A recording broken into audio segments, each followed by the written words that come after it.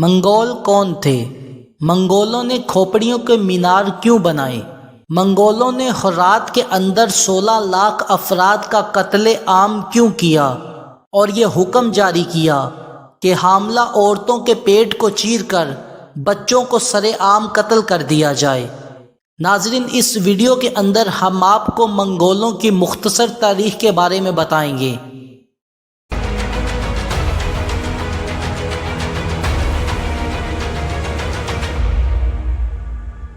اگر دنیا کی تاریخ کا مطالعہ کیا جائے تو منگولوں سے زیادہ ظالم اور خون ریز کوئی اور قوم نہیں گزری۔ یہ منگول ہی تھے جنہوں نے عباسی سلطنت کو تباہ و برباد کر دیا اور مسلمانوں کے زوال کا سبب بنے۔ منگول ایک ایسی قوم تھی جسے انسان کہنا انسان ہی کی توہین ہوگی، کیونکہ یہ لوگ تو جانوروں سے بھی زیادہ بدتر اور درندے تھے۔ یہ قوم کسی مہذب معاشرے کے قانون اور اقتدار کو نہیں مانتی تھی۔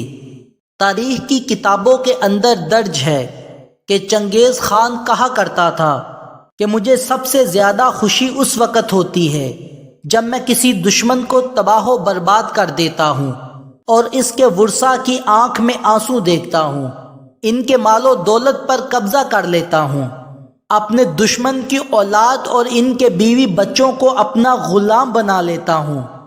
منگولوں نے بخارا جیسے بارونق شہر کی اینٹ سے اینٹ بجا دی۔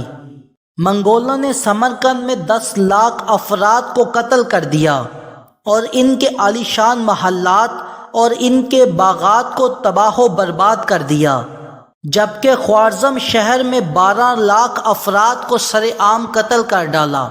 انہوں نے بامیان شہر کو صفحۂ ہستی سے مٹا دیا کیونکہ وہاں پر ایک منگول شہزادہ قتل ہو گیا تھا۔ منگول شہزادے کے قتل ہوتے ہی سپاہیوں کو حکم ہوا کہ اس شہر میں جتنی بھی عورتیں حاملہ ہیں سب کے پیٹ کو چیر کر ان کے بچوں کو ذبح کر دیا جائے۔ منگول جہاں بھی جاتے کھوپڑیوں کے مینار بنا دیتے، ہر طرف تباہی مچا دیتے، انسانوں کو سرے عام قتل کر دیتے، ان کے مال و دولت کو آگ لگا دیتے، یہاں تک کہ ان کے جانوروں کو بھی ذبح کر دیتے۔ تاریخ میں لکھا ہے کہ ہرات کے اندر منگولوں نے 16 لاکھ افراد کو سرے عام قتل کر دیا۔ اس شہر کے اندر جتنے بھی دانشور، مصور اور لکاری تھے، منگولوں نے سب کو صفحۂ ہستی سے مٹا دیا۔ انہوں نے مسلم آرٹ کلچر کو ختم کر دیا، کتاب خانوں کو جلا دیا، کئی ہزار سال سے محفوظ قیمتی نسخے، علم کے خزانے اور مسلم سلطنت کا جاہ و جلال سب کچھ تباہ و برباد کر دیا۔ وہ شہر جہاں لوگ خوشباش زندگی بسر کرتے تھے، سب کچھ دیکھتے ہی دیکھتے تباہ و برباد ہو گیا۔ 1258 کے اندر جب چنگیز خان کا پوتا ہلاکو خان بغداد پر حملہ آور ہوا، اس وقت بغداد مسلم شان و شوکت کا مرکز ہوا کرتا تھا۔ مورخین کا کہنا ہے کہ اس نے 34 دن کے اندر 18 لاکھ افراد کو سرے عام قتل کر دیا۔ بغداد کی گلیوں کے اندر خون ہی خون نظر آتا تھا، جہاں بھی نظر جاتی ہر طرف لاشوں کے ڈھیر ہی نظر آتے۔ معصوم باللہ جو اس وقت سلطنت کا حکمران تھا، اس کو منگول سپاہیوں نے اپنے گھوڑوں کے آگے دوڑا دوڑا کر مارا۔ مورخین لکھتے ہیں کہ بغداد شہر کی تباہی فقط ایک شہر کی تباہی نہ تھی، بلکہ اس تباہی نے لوگوں کے دلوں میں ایسا خوف اور ڈر پیدا کیا کہ لوگ نفسیاتی مریض بن گئے۔ خلیفہ کو مسلم امہ کا روحانی سربراہ تصور کیا جاتا تھا۔ بدترین دور میں بھی خلیفہ کو اتحاد کی علامت مانا جاتا تھا۔ بغداد اس وقت دور خلافت کا مرکز مانا جاتا تھا، جبکہ منگولوں نے اس وقت بغداد کی ہر چیز کو تباہ و برباد کر کے رکھ دیا۔ بغداد کے اندر جو بھی کتابیں، نسخے، عظیم خزانے اور کئی سو برسوں سے تیار کردہ نسخے تھے، سب کو مٹی میں ملا دیا۔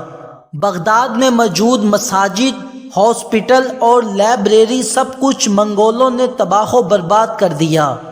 ہر طرف تباہی اور لاشوں کے ڈھیر ہی نظر آیا کرتے تھے۔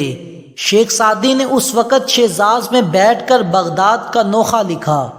جس کو آج بھی فارسی شاعری میں بہت ہی مقبولیت حاصل ہے۔ ایرانی اور عرب جنہوں نے دنیا کو اعلیٰ پائے کے علوم سے نوازا، سقوط بغداد کے بعد پھر کبھی اکٹھے نہ ہو سکے۔ عربی جو کئی سالوں سے ایران میں مذہبی سائنس اور فلسفے کی زبان تھی اور سائنسدان اسی زبان میں تحقیق کیا کرتے تھے، جب منگولوں نے بغداد کو تباہ و برباد کیا تو اس کے ساتھ ساتھ اس زبان کا نام و نشان مٹ گیا۔ اس کے علاوہ سائنس اور فلسفے پر عربوں کی بالادستی کا عہدہ بھی تمام ہوا، جبکہ بغداد شہر کی ایک ایسی شاندار سلطنت تھی جہاں علم و حکمت کے چشمے پھوٹا کرتے تھے، جہاں سائنس کی تحقیق اور ادب و فن کے شاہکار تحقیق کیے جاتے تھے۔ وہاں ایک قوم جو تاتاری کے نام سے جانی جاتی تھی، تاتاری قوم نے عباسی خلافت کو تباہ و برباد کر کے رکھ دیا اور خود بھی اس سلطنت پر زیادہ دیر تک اپنا سکہ نہ جما سکی۔ تاتاری قوم صفحہ ہستی سے ایسے ختم ہوئی کہ اس کا نام لینے والا کوئی باقی نہ بچا۔ جب منگولوں نے بغداد کو تباہ و برباد کیا تو کسی کے وہم و گمان میں نہ تھا کہ مسلمانوں کو بھی کبھی عروج حاصل ہوگا جو یورپ سے لے کر افریقہ تک پھیل جائے گا۔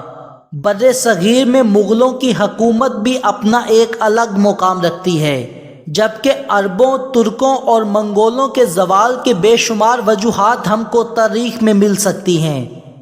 اسی سے شاید ہم کو کچھ سبق حاصل ہو سکے۔ سب مغربی لوگ ہماری ایجادات پر پل کر جوان ہوئے ہیں۔ یہ مسلمان ہی تھے جنہوں نے کیمرے جیسی اعلیٰ قسم کی ایجادات کی، جیومیٹری سکھائی، فلکیات کے علم کو عام کیا اور فلکیات کی سائنس غیر مسلموں کو پڑھائی۔ اگر مسلمان غیر مسلم کو یہ علم نہ سکھاتے تو وہ آج جاہلانہ زندگی بسر کر رہے ہوتے۔ مسلمانوں سے اگر مغربی لوگوں نے بہت کچھ سیکھا تھا تو آج ہمیں بھی ان سے کچھ سیکھ لینا چاہیے۔ دور جدید میں علم کو حاصل کرنا کوئی مشکل کام نہیں۔ آپ میں ہنر ہے تو آپ گھر بیٹھے علم سیکھ سکتے ہیں۔ انٹرنیٹ ایک ایسی چیز ہے جس میں دنیا کے ہر قسم کا علم موجود ہے۔ انٹرنیٹ سے آپ ہر قسم کا علم حاصل کر سکتے ہیں۔ آج مسلمان اگر دنیا سے کئی سو سال پیچھے ہیں تو اس کی اصل وجہ یہ ہے کہ مسلمانوں نے تحقیق کرنا اور علم حاصل کرنے میں دلچسپی لینا بند کر دی ہے۔